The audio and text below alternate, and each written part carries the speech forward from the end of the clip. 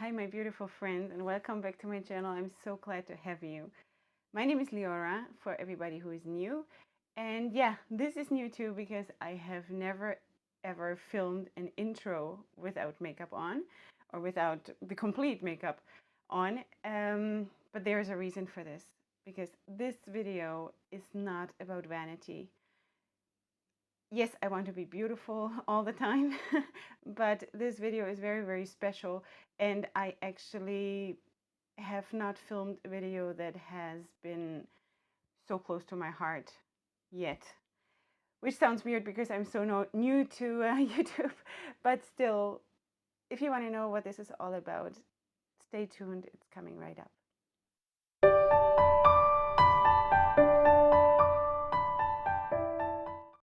So here it is. A few days ago, I watched YouTube. I always go around and try to see what other beauty gurus are doing, what they're talking about, and a video came up of NikkieTutorials. Now, forgive me, but I didn't know her. I had heard the name, but I have spent the last 10 years in a baby bubble, being pregnant and having 7 kids.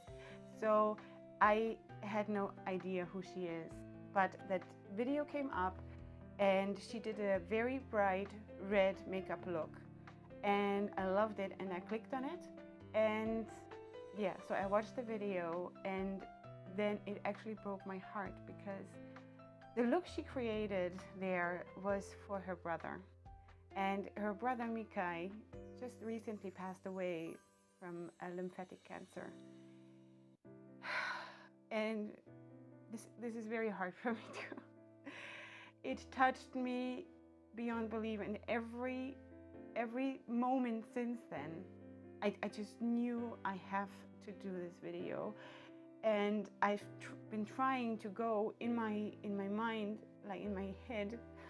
I have been trying to prepare for this video and to know what I want to say. And right now, I'm just sitting here and I'm drawing a complete blank.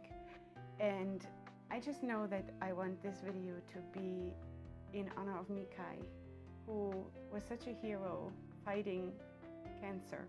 And this video is also for you, Nikkie. You might never even see this. Just for all of you who don't know her either, she's a Dutch makeup artist and she is brilliant. She is absolutely brilliant. Every single look of hers is flawless and wonderful. And she's funny and whatever. But I so feel for her. And while I'm going to get ready, I'm going to also tell you a little bit why I relate a little bit to her situation. So I'm sure, Nikkie, you feel very raw inside and you're just trying to get through the day. And at the end of your video with that red makeup look, you sort of said, if someone wants to make a red makeup look in order to remember Mikai and to honor him, because red was his favorite color, then feel free to do that. So I'm doing that, and I hope that you will see this video and maybe get some comfort out of it. And I know after a loss like this, one basically just tries to get through the day. But here I am, I'm giving this to you, and let's go right into it. So I don't even want to make this a tutorial, really. It's maybe more a little bit like a get ready with me, because I just really want to talk to you about that whole topic of losing a loved one, because it sort of hits close to home, even though I have not actually lost a brother, thank God, really. But I'm a nurse, okay? So by profession, I'm a nurse, and I have seen a lot of people losing loved ones, and every single time something like that happened when I was working in a hospital, and I'm not even related to these people, and I'm supposed to have professional distance, especially when children passed away, or not even that, when children were there with cancer and with very, very serious diseases, it really breaks you. So, and especially since I'm a mom, it even got worse. It's like whenever you start having your own kids, it gets so close to your heart that you cannot take it. Anyway, so that's why I can relate to people losing loved ones to cancer. My brother had cancer.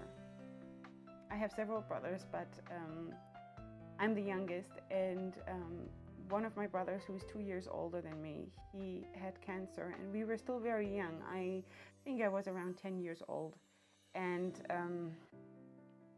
he got diagnosed with brain cancer, and that I couldn't even understand what was going on. I knew it was serious. I knew that my parents were basically gone out of my life because they were like constantly in the hospital with him, and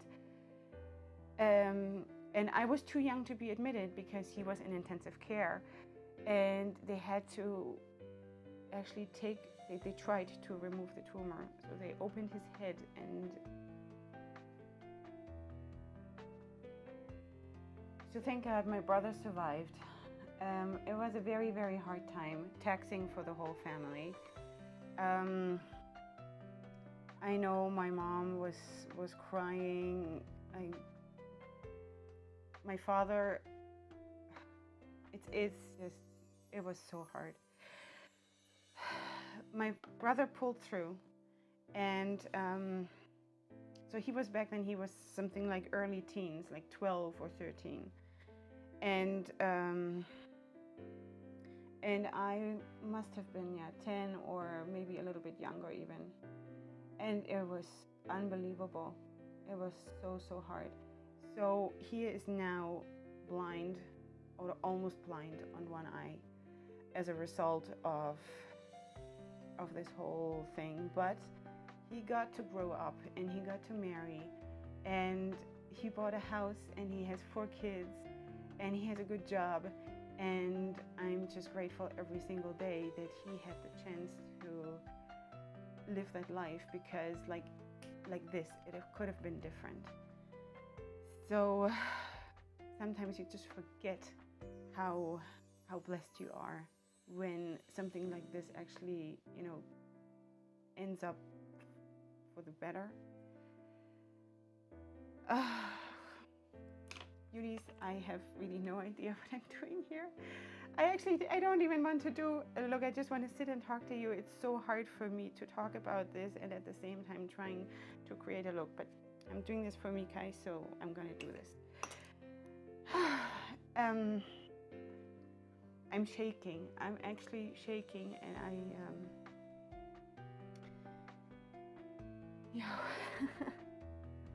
all right. So the other incident where death actually hits close to home, or hit my home, is not too long ago when my father passed away. And as I've mentioned before, I am from Germany and live now in Israel, and my whole family basically lives either in America or in Germany. Most of them live in Germany, and I have also a brother living in Ukraine with his family, so we're a little bit all over the place. But so my parents came to visit, and they usually try to stay like 6 weeks or something like that. They were both retired, so to make it worthwhile, to pay the money for the trip. And usually when they came during the winter, then they basically just escaped the harsh winter in Europe and came here to, have some warmth. Anyway, so he came here, and my 4th child was just 1 year old. We had just celebrated his 1st birthday, and his name is Shiloh. He just made his first steps took his first steps with my father holding his hand, and so I have very, very fond memories of that time. And we were planning to do outings, you know, in the mornings while the kids are in school or in kindergarten. We were planning to do outings together, and we were celebrating another son's birthday, my oldest son's birthday. And after we had cleaned up the birthday party, everything, we just sat down and we spoke about what we're going to do the next day. And he said, yeah, I want to really, really go to this and that place, because I've been reading in a book about that and I would really like to see it. So we made the plan and we said goodnight. And little did I know I would never ever speak to him again. So we went to bed, and the next morning at something like 5:15 in the morning, I heard my mom running downstairs to our bedroom, breathing heavily and really, really labored. And sorry, I just realized that my Zoom had moved out, so sorry for this. Okay, so let's continue.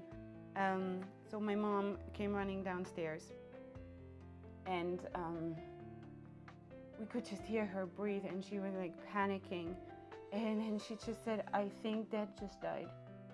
And just imagine just waking up out of deep sleep and someone telling you something like this. You think, what? So I ran upstairs and to the guest room, and with her, and there he was lying in bed. He was not breathing, and he already had, like, in his face, death was showing. So basically we didn't really know when he had died, because everybody was sleeping. But my husband immediately, he didn't even come upstairs, he immediately went to call the emergency, the ambulance and whatever, and they were there like within 2 minutes. They were there. It was amazing. They tried to resuscitate him for 45 minutes, and he didn't want to come back. So my father was healthy. He was old because he had me when he was already 50. I was born when he was already 50, so he was 84 years old, but he was not sick. He had normal signs of aging, but he wasn't sick. And that was such a shock. In some ways, after all of this happened, I was trying to figure out what is better.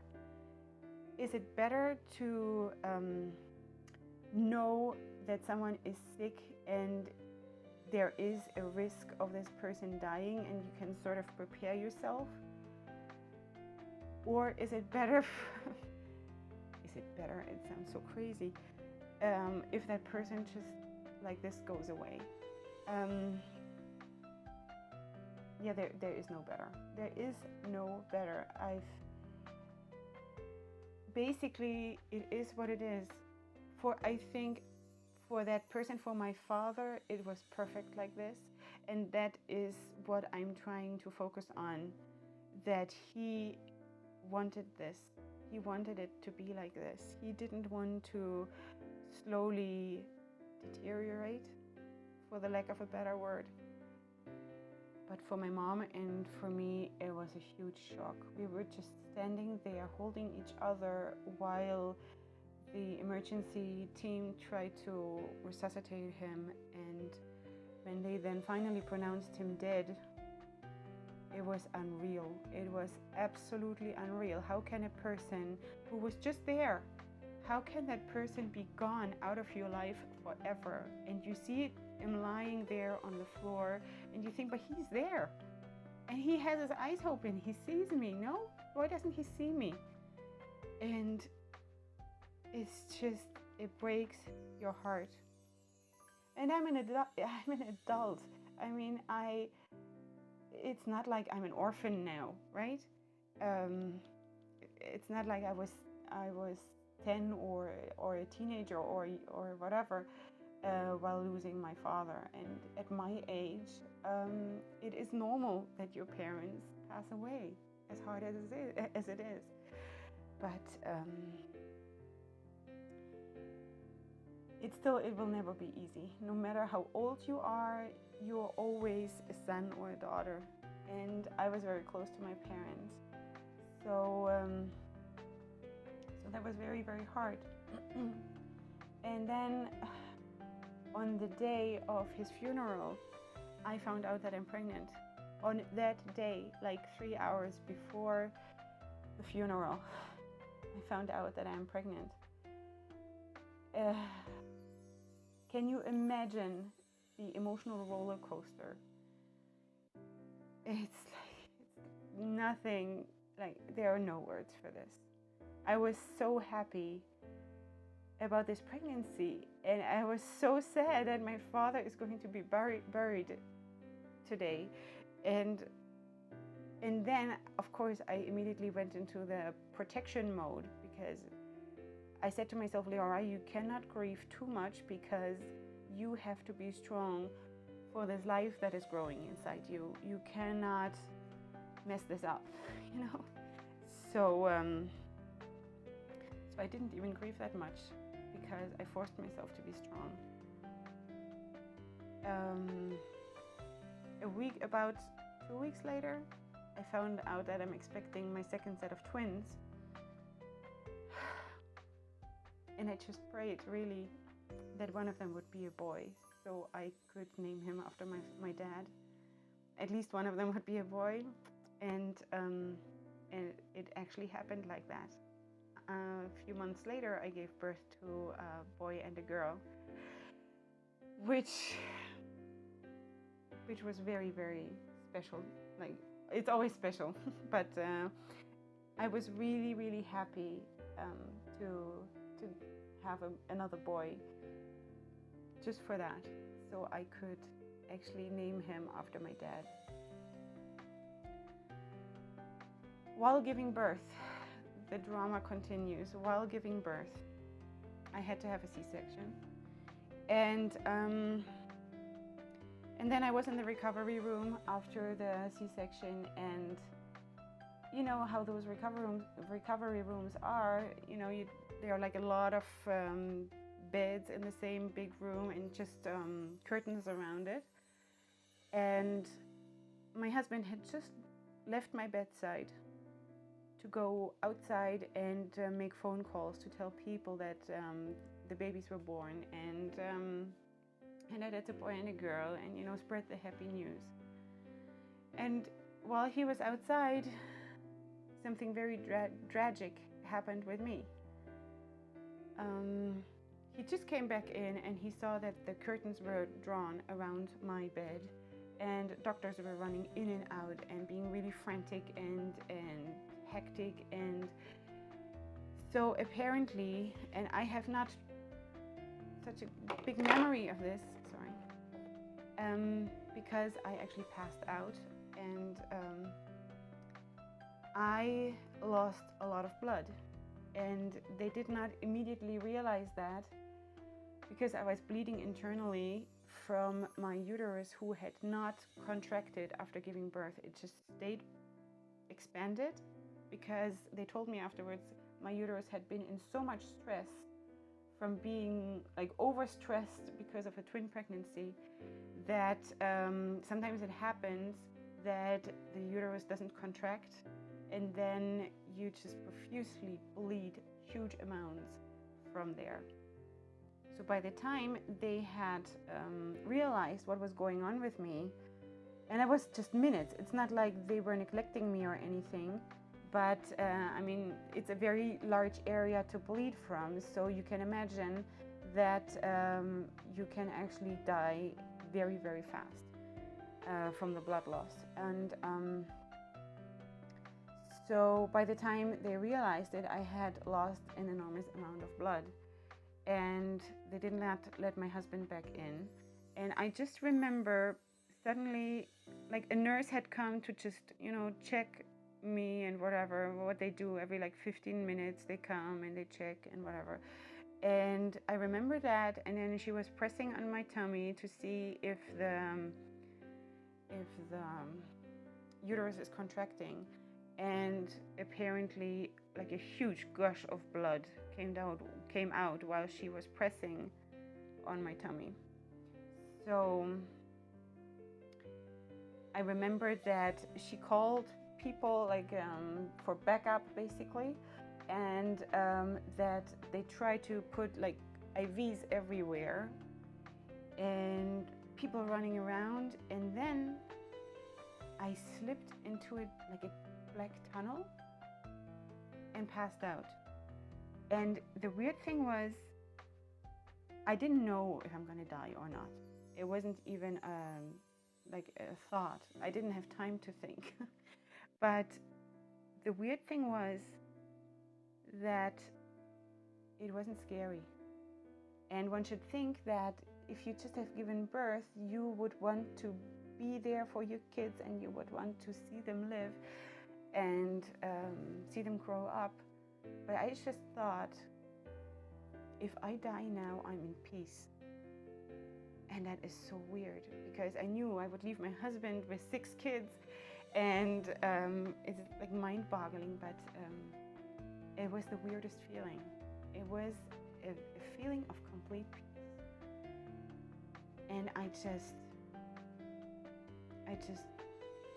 want to tell you, Nikkie, if you see this, that your brother is in peace, and he is in a place where there is no suffering and no worrying and nothing to be scared about, and where there's just happiness and perfection all around him. So that's my experience with death. I came back, they saved me. God. I remember waking up like in between before I passed out again, and I was just there. The doctor said, Leora, we might have to take out your uterus. And then I passed out again. I you know, what are you going to say to something like this? Yeah, so that was really, really, really, really intense. Very intense time, and the recovery was really hard. I felt very weak after that, and you know, having to have twins is already hard enough, but then coming home and having 4 other kids at home is, in addition to that, quite a challenge, if I may say so. But we did it, and we had another child after that, so thank God for every one of them, and may they all grow up and be healthy and happy and, you know, see only good things in their lives. The one thought that actually very, very much helped me emotionally while I was trying to mourn for my father, and not mourn too much because of protecting my twins growing inside of me, there is like an image that really, really helped me, and maybe Nikkie, this can help you too. I imagined that my father just boarded sailboat, and I'm standing at the beach and just waving him goodbye. And he's basically like, I'm on an island, you know, and he is boarding that sailboat, and he's standing there while the boat is leaving the shore and waving me goodbye. I'm waving him goodbye, and he goes to the next island and he disembarks there. He gets off the ship, and this is where he keeps living. For me, it was very comforting, because I knew he's not gone, like for real, like he is gone, his body is gone, but he is still there somewhere. And while I always prefer to have the loved ones close to me and I can touch them and be with them, but that thought actually helped me big time. So maybe it will help you too. I really, really hope so, because I know how much you must be hurting right now. Before I put on my lashes, I just realized I wanted to put some, you know, some sparkle into this look. So I'm just placing a little bit of loose pigment shimmery eyeshadow, like at the top here, the top of my lid, to make it a little bit more glamorous. So my final thoughts on the whole topic is that I really wish you, Nikkie, that you will be able to pick up the pieces, and you'll have friends and family who will help you to get through this. And I know I'm sure a lot of people have told you it's nothing new, it's like, but it'll get easier. It'll get easier with time, and you will always miss him, and he'll always be there, but it'll hurt less, and at some point the pain fades out and the good memories remain. And yeah, so I'm just hoping and wishing for you that that will happen very, very soon. And that is basically all I can say. I have no other big, great wisdom to add to this, because I'm just human too.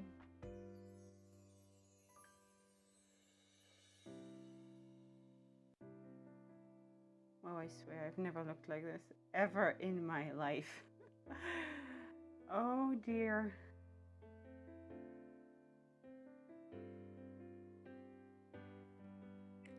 But hey, this is not for me. It's for Mikai. So I didn't even own all this red. Yesterday I went to buy it just for that reason. So let's put some shine on it.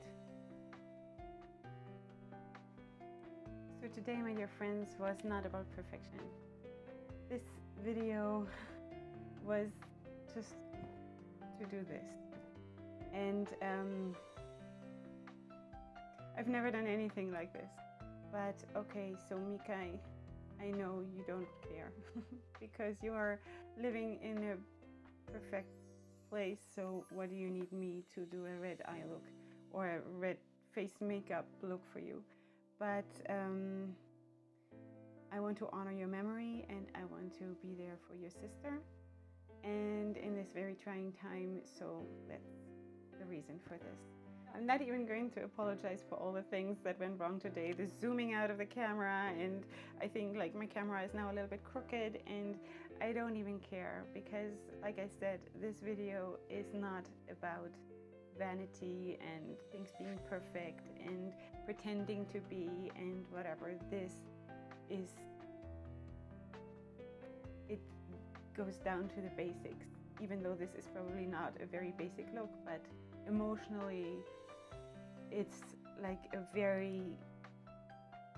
it's a video for me that there is nothing to protect me, where I'm just really showing my heart, and so I'm not even gonna care or refilm or whatever. It is what it is, and it's good enough, and it's perfect, and that's what it is. My final thoughts are basically, I think that God has a very, very special place for the children that He calls to be with Him, and I don't believe that it's just paradise or whatever one imagines this place on the other side, this other island to be. I believe it's some kind of VIP lounge on that other island, because kids are so brave. They go through suffering so bravely, and they are so strong, and they're such heroes. And for some reason, we adults, we seem to lose a lot of that along the way. So this is, I'm just amazed when I think about my time in the hospital when I was still working there, how strong these little warriors are. And how they even sometimes, when their parents break down at their bedside, they go and comfort their parents. And I saw a child stroking his mother's head, saying, "Mommy, I'm going to be fine no matter what, on this side or on the other side." So it touches me so deeply. And yeah, so this is it. We basically surround ourselves with little angels, little strong heroes. And yeah, and that's just basically the thing I want to say about Mikai, not having known him at all. But I know that he was one of them, because that's how they are. That's how they deal with suffering and deal with the potential death and deal with all of this. It's hard for us who stay behind, but I know that he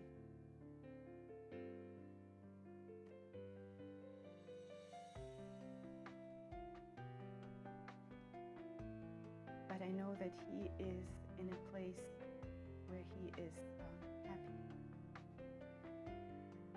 Okay, so I don't even want to ask you to subscribe or anything. Do whatever you want. I just want this video to go out, and I really, really hope and wish that Nikki gets to see this, and I hope that it helps to whatever significant or insignificant extent.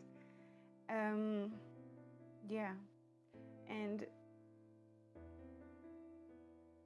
I just want to add one more little thing. We've added some subscribers in the last days. Actually, we've added 22. So my channel is very small, and I know who's joining the tribe and who doesn't. So I just want to thank you for joining, and I'm very honored. And every time I see I have a new subscriber, I feel like having a party and celebrating life. So thank you very much, and I'm going to leave it at that. I hope to see you around next time when I upload my next video. My next video will be on Leora's latest looks, as usual. And up until then, hugs and kisses.